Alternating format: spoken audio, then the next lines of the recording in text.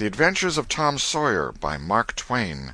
Chapter 27. Trembling on the Trail. The adventure of the day mightily tormented Tom's dreams that night. 4 times he had his hands on that rich treasure, and 4 times it wasted to nothingness in his fingers, as sleep forsook him, and wakefulness brought back the hard reality of his misfortune. As he lay in the early morning recalling the incidents of his great adventure, he noticed that they seemed curiously subdued and far away, somewhat as if they had happened in another world, or in a time long gone by. Then it occurred to him that the great adventure itself must be a dream. There was one very strong argument in favor of this idea, namely that the quantity of coin he had seen was too vast to be real. He had never seen as much as $50 in one mass before, and he was like all boys of his age and station in life, in that he imagined that all references to hundreds and thousands were mere fanciful forms of speech, and that no such sums really existed in the world. He never had supposed for a moment that so large a sum as $100 was to be found in actual money in anyone's possession. If his notions of hidden treasure had been analyzed, they would have been found to consist of a handful of real dimes and a bushel of vague, splendid, ungraspable dollars. But the incidents of his adventure grew sensibly sharper and clearer under the attrition of thinking them over, and so he presently found himself leaning to the impression that the thing might not have been a dream after all. This uncertainty must be swept away. He would snatch a hurried breakfast and go and find Huck. Huck was sitting on the gunwale of a flatboat, listlessly dangling his feet in the water and looking very melancholy. Tom concluded to let Huck lead up to the subject. If he did not do it, then the adventure would be proved to have been only a dream. "Hello, Huck." "Hello yourself." Silence for a minute. "Tom, if we'd 'a' left the blamed tools at the dead tree, we'd 'a' got the money. Oh, ain't it awful?" "'Tain't a dream, then. 'Tain't a dream. Somehow I most wish it was. Dogged if I don't, Huck." "What ain't a dream?" "Oh, that thing yesterday. I been half thinking it was." "Dream? If them stairs hadn't broke down, you'd 'a' seen how much dream it was. I've had dreams enough all night, with that patch-eyed Spanish devil going for me all through 'em. Rot him." "No, not rot him. Find him. Track the money." "Tom, we'll never find him. A feller don't have only one chance for such a pile, and that one's lost. I'd feel mighty shaky if I was to see him anyway."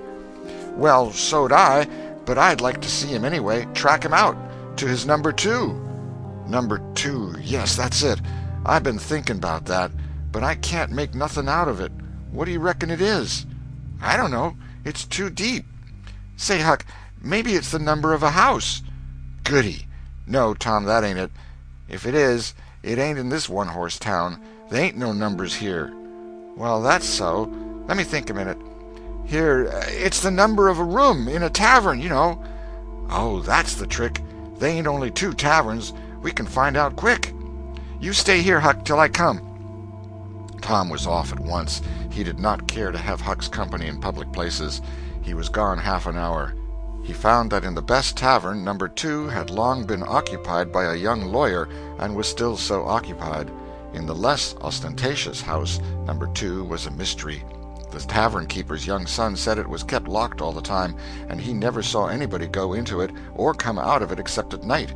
He did not know any particular reason for this state of things, had some little curiosity, but it was rather feeble, had made the most of the mystery by entertaining himself with the idea that the room was haunted, had noticed that there was a light in there the night before. "That's what I've found out, Huck. I reckon that's the very number 2 we're after." "I reckon it is, Tom. Now, what you going to do?" "Let me think." Tom thought a long time. Then he said, "I'll tell you. The back door of that number 2 is the door that comes out into the little close alley between the tavern and the old rattle-trap of a brick store. Now, you get hold of all the door keys you can find, and I'll nip all of Auntie's, and the first dark night we'll go there and try 'em.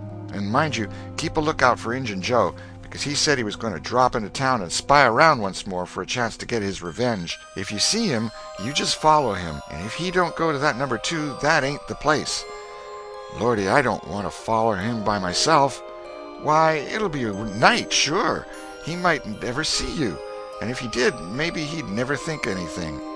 Well, if it's pretty dark, I reckon I'll track him. I don't know. I'll try. You bet I'll follow him if it's dark, Huck. Why, he might have found out that he couldn't get his revenge and be going right after that money.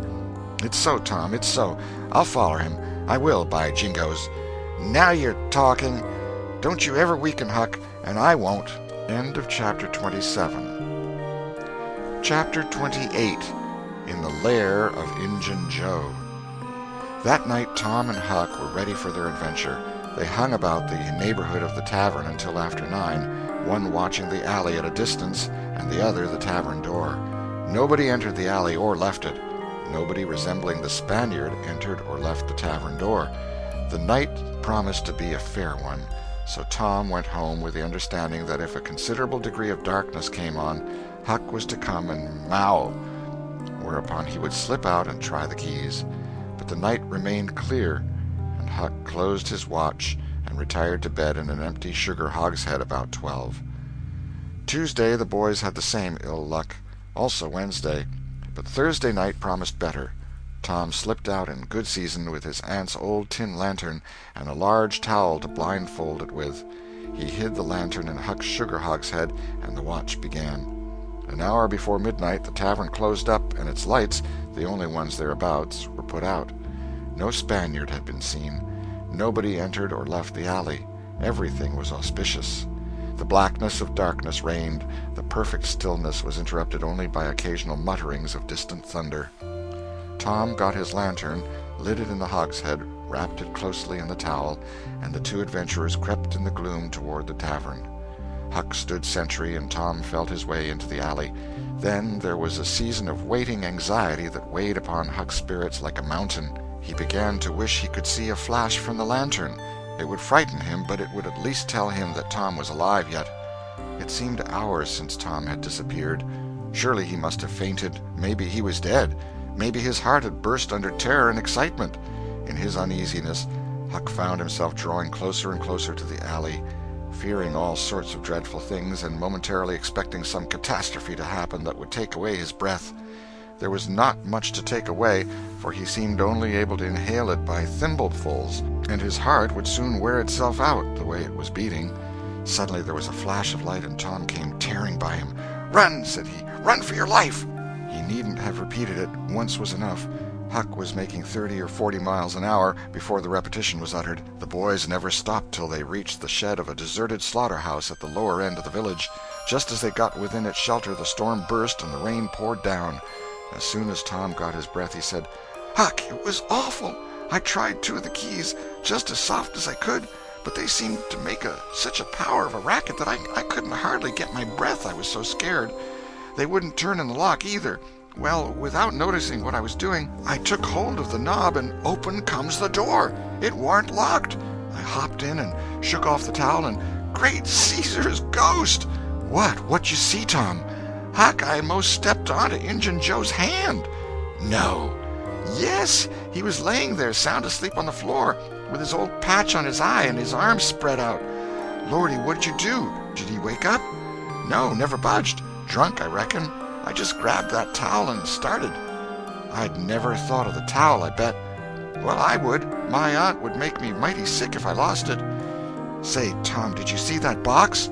"Huck, I didn't wait to look around. I didn't see the box. I didn't see the cross. I didn't see anything but a bottle and a tin cup on the floor by Injun Joe. Yes, and I saw 2 barrels and lots more bottles in the room. Don't you see, now, what's the matter with that haunted room?" "How?" "Why, it's haunted with whiskey. Maybe all the temperance taverns have got a haunted room, hey, Huck?" "Well, I reckon maybe that's so. Who'd have thought such a thing? But say, Tom, now's a mighty good time to get that box if Injun Joe's drunk." "It is that. You try it." Huck shuddered. "Well, no, I reckon not." "And I reckon not, Huck. Only 1 bottle alongside of Injun Joe ain't enough. If there'd been 3, he'd be drunk enough, and I'd do it." There was a long pause for reflection, and then Tom said, "Looky here, Huck, let's not try that thing any more till we know Injun Joe's not in there. It's too scary. Now, if we watch every night, we'll be dead sure to see him go out, sometime or other, and then we'll snatch that box quicker'n lightning." Well, I'm agreed. I'll watch the whole night long, and I'll do it every night, too, if you'll do the other part of the job. All right, I will. All you got to do is to trot up Hooper Street a block and mow, and if I'm asleep, you throw some gravel at the window, and that'll fetch me. Agreed, and good as wheat. Now, Huck, the storm's over, and I'll go home. It'll begin to be daylight in a couple hours. You go back and watch that long, will you? I said I would, Tom, and I will. I'll haunt that tavern every night for a year. I'll sleep all day, and I'll stand watch all night. That's all right.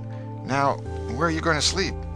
In Ben Rogers' hayloft. He lets me, and so does his pap's nigger man, Uncle Jake. I tote water for Uncle Jake whenever he wants me to, and any time I ask him, he gives me a little something to eat if he can spare it. That's a mighty good nigger, Tom. He likes me because I don't ever act as if I was above him. Sometimes I've set right down and eat with him, but you needn't tell that. A body's got to do things when he's awful hungry he wouldn't want to do as a steady thing. Well, if I don't want you in the daytime, I'll let you sleep. I won't come bothering round. Any time you see something's up in the night, just skip right around and mow. End of chapter 28.